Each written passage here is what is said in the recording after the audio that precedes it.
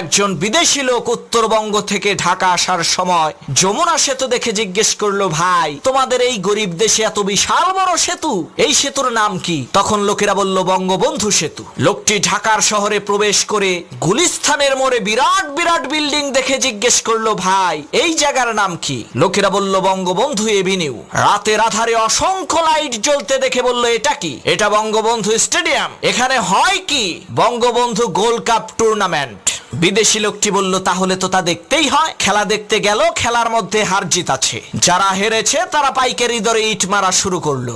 দুর্ভাগ্যক্রমে একটি ইট এসে সেই বিদেশি লোকটির কপালে লাগলো। লোকটি জায়গায় বেহুশ হয়ে গেল। 2 ঘন্টা পর হুশ আসার পর জিজ্ঞেস করলো, ভাই আমি এখন কোথায়? লোকেরা বলল, বঙ্গবন্ধু হাসপাতালে।